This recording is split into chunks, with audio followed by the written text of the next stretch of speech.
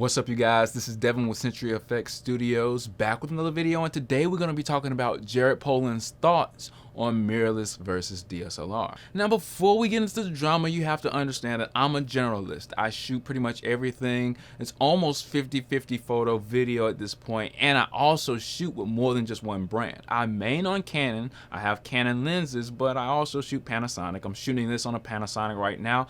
I've also shot with Sony cameras, Sony mirrorless, and I've also shot with DSLRs, and I love DSLRs, and I like mirrorless cameras too. I've been shooting for about 13 to 14 years now, and since I've really grown over the last 3 years, getting into different brands and shooting with different cameras, I tend to not play into the debates that we typically have when it comes to photography and video. Now, as a YouTube educator or informer, I try to give my best opinions, unbiased, so everybody can make the best decision when it comes to buying a camera, mirrorless or DSLR. Now, if we go to Jared's channel, we already know he has 1 million subscribers, 1.2 million subscribers. He's been doing this for, it's going on 10 years now. I think he's about to have this anniversary thing or a video or something like that. I think he said something about that. But nevertheless, we need to congratulate Frono's Photo for being able to make that milestone of not only 10 years, but having 1 million subscribers. He's probably had 1 million subscribers for a while, but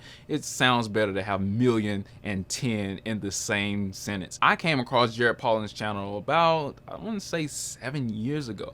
I've learned a lot from Jared, and Jared does a great job in explaining things, having things out in the field, having high quality videos that you want to trust, and having a good photography style that a lot of people would like to emulate. I mean, with 1.2 million subscribers, you have to think that he's doing something right? But here's where I disagree. Now, before I get into what I disagree with, you have to understand where this comes from, where the debate comes from, and where the two sides come from. Now, to understand the mirrorless versus DSLR debate, you gotta understand the film versus DSLR debate. Now, going back about 25 to 30 years ago, a lot of people were making the shift from film to DSLR. Why? Because this was a huge thing. You had to change your entire workflow to actually match people who were using DSLRs. A lot of people are upset.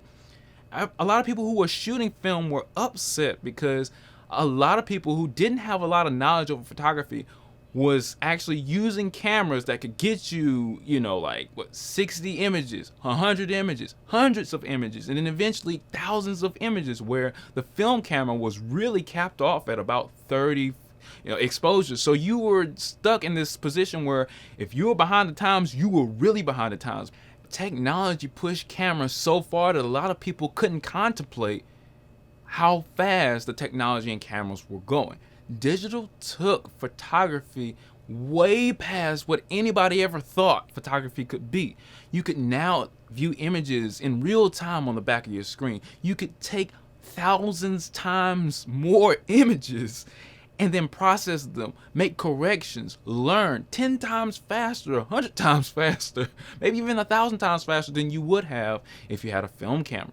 You no longer had to spend money on film or getting things processed if you didn't know how. You didn't have to rely on people. It became a lot more personal because you were able to do everything yourself. This was a humongous change. And not only did film go to digital, but the market supported digital way more. You didn't have to go out to your mom and pop shop or whatever, camera store that was about to go out of business to get film. You actually could go to Amazon at this point in time. Amazon started to come out, and then people wanted to get into YouTube and filming and stuff like that. And these DSLRs did all of that stuff, and you could buy it on Amazon. You could do all that stuff from home. You didn't have to go out. You didn't have to do the research. You could actually look on a video on YouTube and figure out what camera you wanted. That's why people like Jared Polins and Tony Northrup and all these big photographers on YouTube are so big, because the industry changed and they were there to capitalize on that change.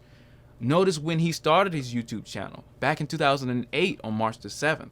This is right around the time where YouTube became popular. This is right around the time where Amazon was starting to make it big, and Google, and this big onslaught of things happening because the internet made everything so simple. Now, if we look into Jared's new Photo News Fix, we find out that he is really pretty upset with the commenters. Now, the people bitching that they don't want mirrorless or don't like mirrorless cameras are the same people who haven't actually given it a try, or were the same people who said, I will never go digital. Film is the only way. But hey, you're free to spend more for yesterday's tech if you want. No one's stopping you. Now, essentially, Jared decides to insult people who are paying for yesterday's tech because they want DSLRs, and mirrorless hasn't jumped off as much as Jared probably wanted it to be honest. Now, he gives an example about the new Nikon D780, and he says, why would you pay more for old tech? And he does have a point. Let's give him credit.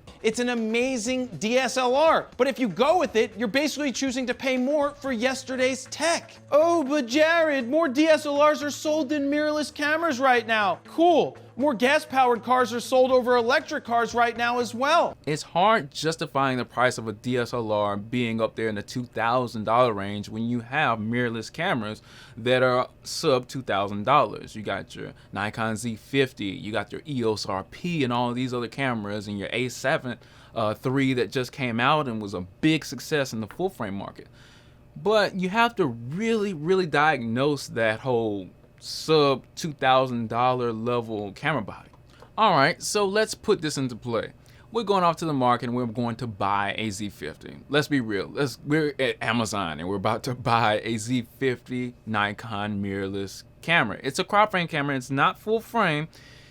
It's about $900. Now, if you already have Nikon lenses, you're in luck because they probably have a converter somewhere where you can, I think it's called an F to Z adapter or whatever, and you can convert your old lenses to make the mirrorless work for you. Now, if you don't have lenses, you're out of luck. Why? Because you are stuck in a market where Nikon hasn't actually paid a lot of attention to their crop frame sensor lenses. They don't have a lot yet.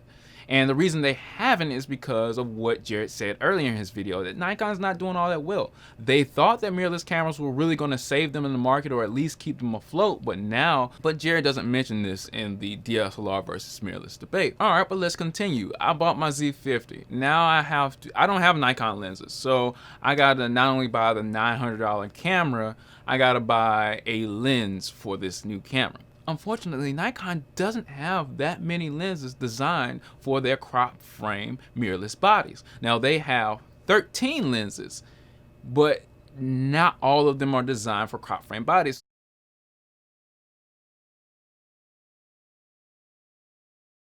As a matter of fact, they only have 2 lenses designed specifically for their crop frame mirrorless bodies. You have the 16 to 50 and you have the 50 to 250. Now, I was like, oh, great, that's great. And what, they're under $400, I believe? That's great. So now I only have to pay at least, I don't know, $1,500. All right, that's not as much as a Sony A7 III, right? So now I'm in the mirrorless world. I got a crop frame body. It's not exactly what I want. I want a full frame, but maybe I can't afford that. All right. But let's look into these lenses real quick. 16 to 50. 16 to 50, we're talking about a 3.5 to 5.6 lens. Ooh, oh, wait. I've been doing photography for 14 years. I know that a variable aperture lens is going to cut out half the light, essentially half the light that I'm letting in my camera, which means if my camera's a light capturing device, if I cut out half that light, it's going to make my images look worse. Oh, that's not good. What if I don't want to cut out light from my images? What if I want the latest, greatest tech?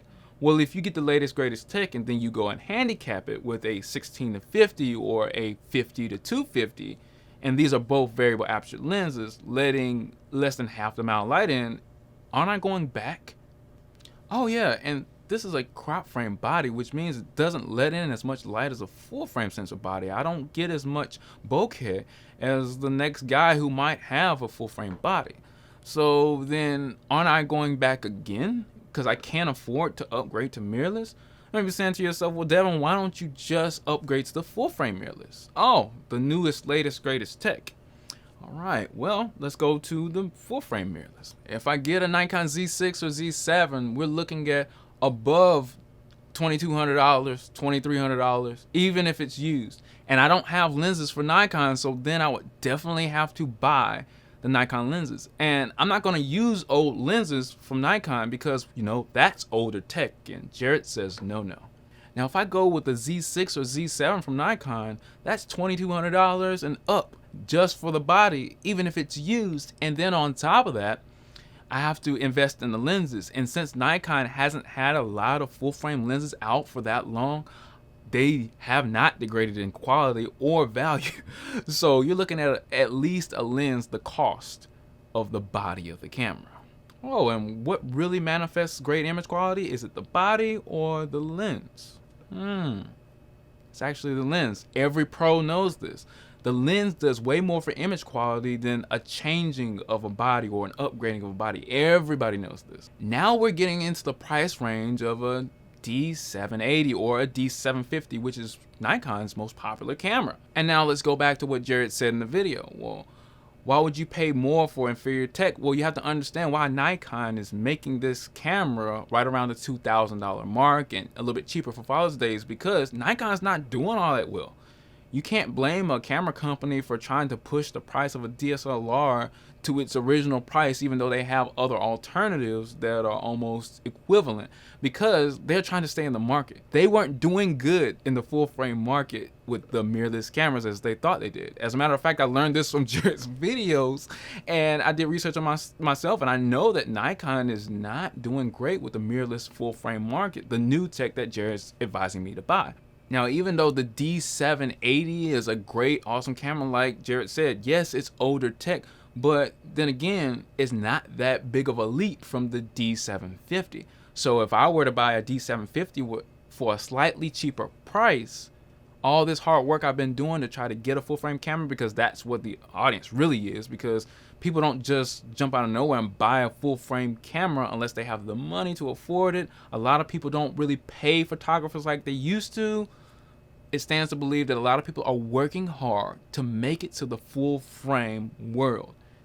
And just because these new DSLRs came out, it doesn't mean they're going to change their idea when it comes to getting a full frame DSLR, because you have to make a lot more adjustments, and Jared doesn't actually tell you this. It's going to cost you a lot more than you think, and a lot of these costs are really invisible to the naked eye unless you do your research, which an educator like Jared should actually disclose before he goes and says, oh, well, you're whining, bitching that they don't want mirrorless. Jared goes on to make a comparison about gas to electric versus DSLRs and mirrorless. Now, that's all good and dandy, and it does have some similarities, but you have to understand that much like that comparison, a camera cost is a big cost for a lot of people. A lot of people don't know exactly what camera to buy, and that's why they watch Jared's videos in the first place, because he can get his hands on these cameras. He can get his hands on these lenses. Now, the gas versus electronic car comparison only really applies to a broader scheme of saving the world. Now, I know it probably pollutes quite a bit to make a camera, but not as much as a car, something that somebody uses every day. And camera sales are not going all that great for really any manufacturer right now, so they're not probably making that many cameras as much as they used to. Another side note is that, especially with Tesla, we don't even know if we're even saving the environment by creating these things, because they're now making Teslas in China, and this pollutes the environment too. Also, with cars, you get a 10-year, 100,000-mile warranty. Along with cameras, you get a shutter count. And nobody has had mirrorless full-frame cameras that process all of this memory for an extended period of time to know exactly what flaws it might have down the line. No one's had a mirrorless camera for 20, 40 years, you know. It hasn't actually happened yet, especially not with these full frame sensors. You have to understand that these full frame sensors, especially when Sony started to implement them, they had a lot of issues, overheating, battery life, and all this other stuff. Well, what if they still create a lot of heat? That Sony A9 does 20 frames a second. That creates a lot of heat, especially RAW. You know who shoots RAW? Jared shoots RAW. So that means if you're Jared, you're going to be shooting RAW, which creates a lot more heat.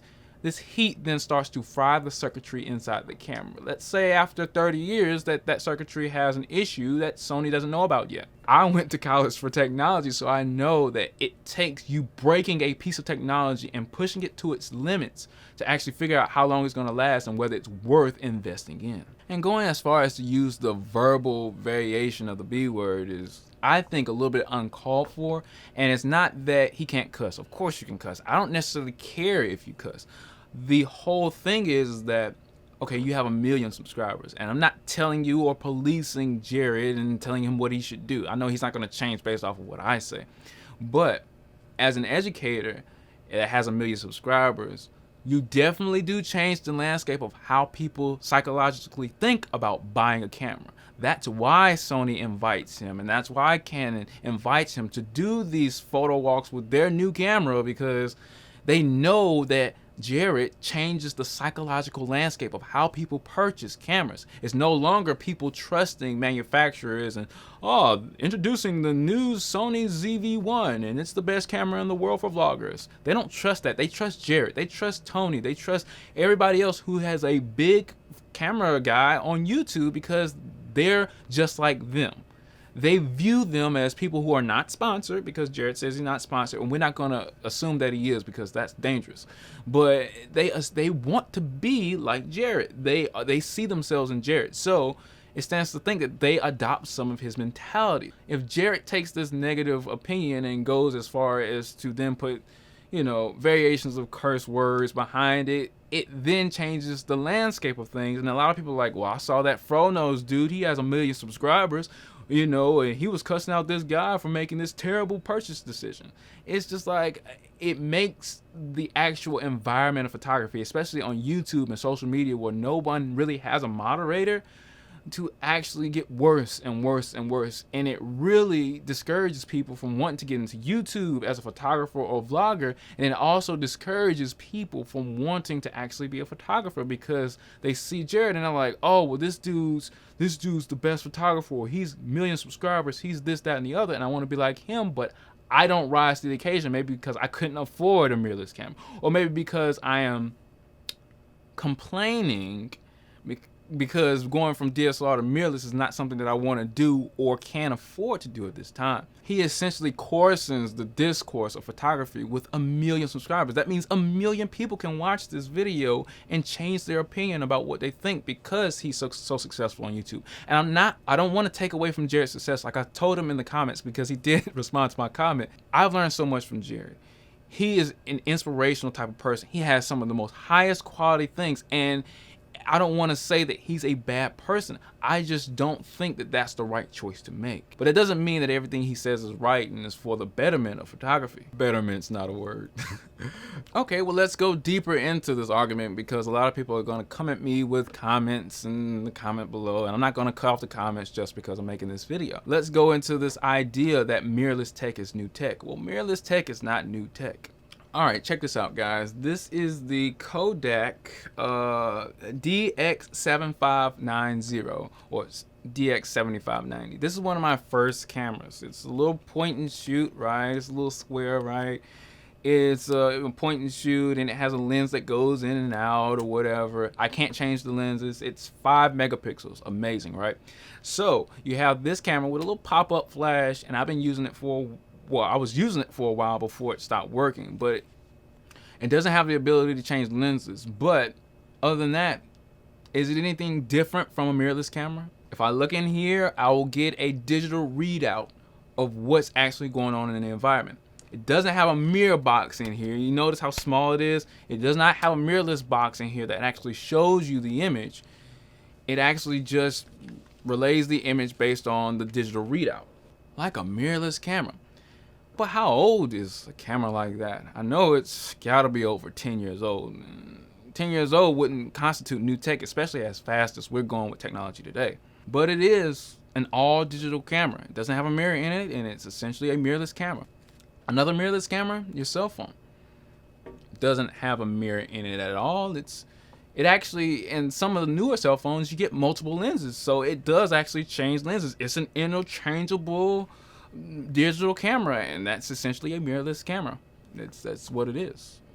Does Jared want everybody to upgrade to a cell phone from their Nikon Z6 and Z7 or Eos-r, Eos-r5. Let's upgrade our Eos-r5s to cell phones because they definitely get the job done.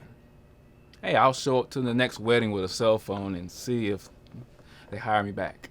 Let's get back into the mirrorless is new technology argument that Jared put forth to try to justify upgrading to mirrorless. Well, what other mirrorless cameras were on the market around 5 to 10 years ago? Oh, the Nikon J1, anybody? Anybody want that? The 1-inch sensor from Nikon, J1, it was a mirrorless camera. All digital, but it didn't go far. What about the Eos-M series from Canon? They're not making many lenses for that anymore. It's hard to justify everybody upgrading to Eos-M bodies because they don't just make lenses for them like that. Do they make Eos-M 400mm lenses? Nah, they don't do that.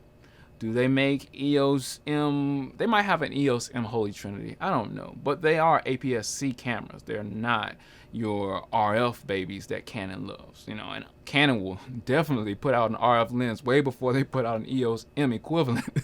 And Eos-M has been around for a long time. What's the difference between a mirrorless camera and a DSLR? Well, yeah, you got your IBIS, if the manufacturer decides to put it in there, right?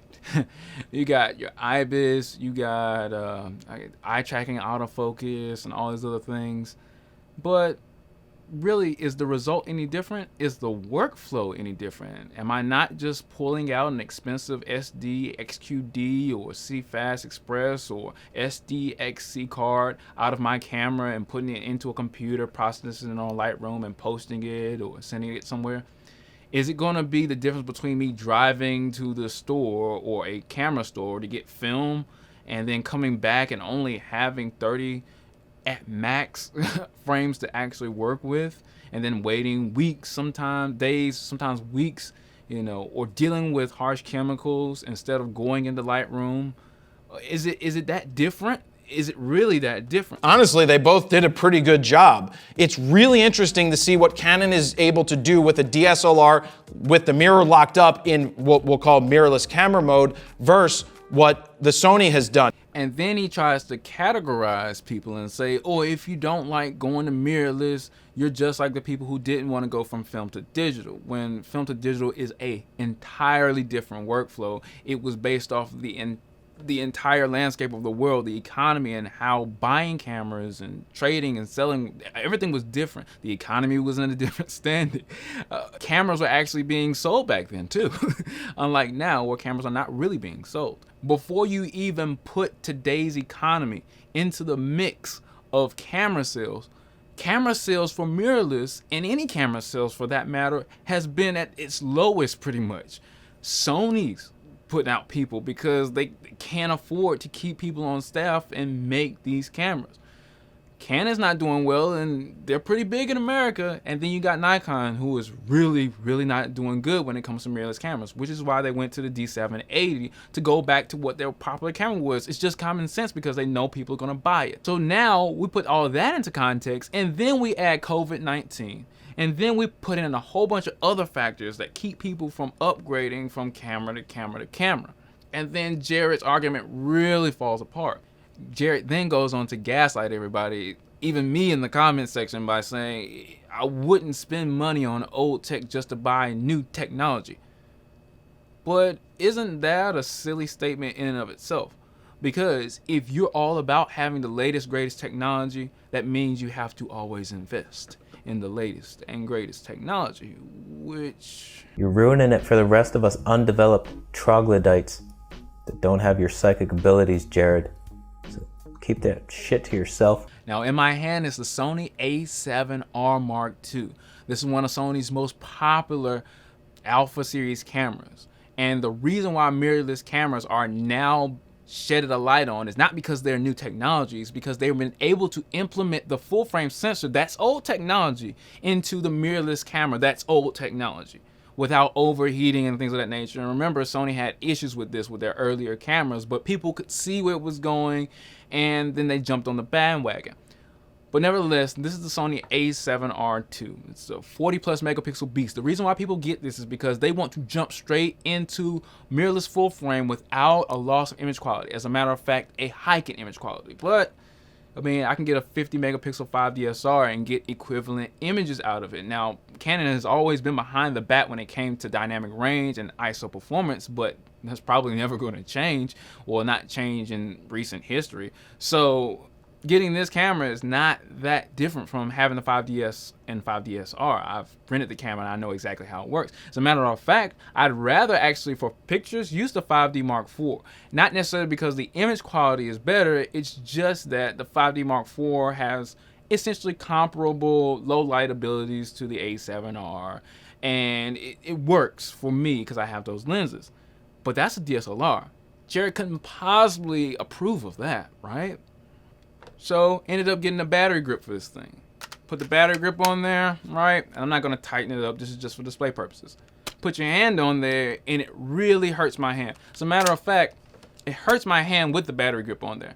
You might be saying, well, why you get a battery grip? Just take the battery grip off if it hurts your hand. Well, the battery grip itself is to expand the battery capacity, because when you're taking 40 plus megapixel images on a full frame mirrorless body, it heats the camera up, but it also drains the battery power. And maybe Sony has fixed this in their new implement of cameras like the A9 and everything like that, but it's still, with this level of camera, has not leveled up to the DSLR battery capacity. And so what I had to do was buy another battery source, a dummy battery, hook it up to one of those Anchor battery packs, and then power it. And now I have almost infinite power as far as the whole day is concerned with shooting. So as you can see, I have big hands here. I go to put it on this camera, and 2 of my fingers don't even make it to the bottom of the camera. Okay. You remember saying, well, Devin, there's a way to work on, you can handle that. Oh man, after 3, 4, 5, 10 hours at a wedding, maybe it might become a problem. I might slip and drop the camera, it might fall. This is a Canon 24-105 with a metal bones adapter on here. Okay, well, let's try another scenario. Again, this is the Sony a7R Mark II. This is the Canon 300mm 2.8. Let's find out. All right, now look at this.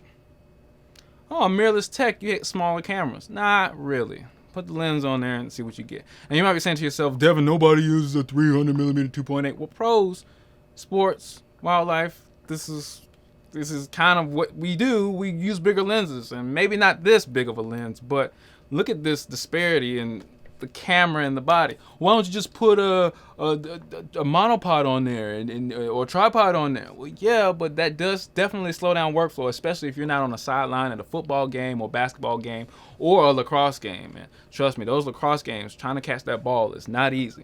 But nevertheless, you have this small body on this big lens. There's so many ways you can drop your camera. Not only that, these new Sony cameras don't actually have anything to protect the sensor. So when I go to put this on there, if I'm at a football game, somebody bumps into me while I'm switching lenses, I'm on the sideline, because usually, like Jared usually does in his videos, he kneels down when he switches lenses. If I do that and a football player runs into me because things are happening so sporadically, or somebody on the sideline hits me or something like that, or if I'm at a basketball game, something like that, if I have a lens like this or my 70-200, which I'm about to put on here, I'm in trouble. And then imagine this falling down, and then something being on the ground to obstruct its fall, and then falls right into my sensor. This camera's done. Canon 70-200. It's a little bit more manageable, but you get what I'm saying. It's still kind of front heavy. You might be saying, well, Devin, at least you have IBIS and things that Canon don't know. Yeah, but why not just stay with the Canon DSLRs? All right, so let's go back into the long-term effects of using a mirrorless camera. With all those things that I just told you about this on Sony a7. Now let's go back to the whole grasp of things. Now you already know about the economy, the world, how it affects your purchase, whether you have enough money, whether you're working hard to get a DSLR or just an upgraded camera.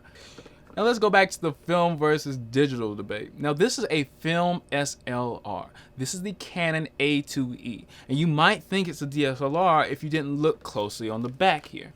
On the back here you have this section where You can actually open it up, put film in there, and you're good to go. But without this battery grip, it just looks like my Canon 5D Mark II, a camera that came out at least 5 to 10 years later. You know, totally different camera, right? But why did they do this? Why did they make it almost a seamless transition from the actual build of the camera? The reason why DSLRs look a lot like the film SLRs is because the marketers know, the camera makers know that, hey, we shouldn't be changing a lot of this stuff because a lot of people are used to this SLR format. They know it's great. They know how great it is, so we shouldn't change a lot about it because it's going to be, one, hard for us to keep up, and then two, it's going to be hard for people to actually make that transition without things looking the same and looking like they can actually manage this new camera. A lot of people don't like change. So essentially all Jared's saying is it's a mirror change and a software update, because like you said, the 1DX Mark III has a lot in common with the A9. Now, of course, there are differences. DSLRs are not perfect. Of course, mirrorless is going to prevail in the long term, yes. And mirrorless is an option for everybody. But at the end of the day, it's definitely not like the film to digital. At the end of the day, film to digital was an entirely different change as to how we were doing things. But DSLR to mirrorless is not. And anybody who tells you it is, they're being a little bit disingenuous there. Yes, there are differences. Yes, Jared does have a little bit of weight to his argument. It's new in the sense that it's different. It's not new because it's new technology. It's a different way of doing things. It's not as different as going from film to digital, but it's different nonetheless. And yes, mirrorless cameras do have great image quality, if not comparable, maybe even a little bit better depending on how much you spend. But that's the biggest issue. People don't want to spend a lot of money. People don't have the money to spend like Jared might have. And then to shame people for not wanting to buy these cameras, it's a big deal for a lot of people, and it changes the way we think about interacting with other photographers, networking with other photographers. And we really need to get into not necessarily the gear. It's great to know exactly where the photography companies are going. I do a lot of videos on what's the next new specs. It's exciting. I love photography. I don't hate mirrorless cameras. I love mirrorless cameras. I love DSLRs. I love everything about photography. We have all this amazing gear, guys, and a lot of people would have dreamed to have some of the things that we have right now. The least we could do is treat each other a little bit better. You can be critical of companies and be critical to get us better gear, yeah, of course. You can upgrade your camera, yeah, of course, but just try to treat each other better. Stay tuned for the next episode, guys.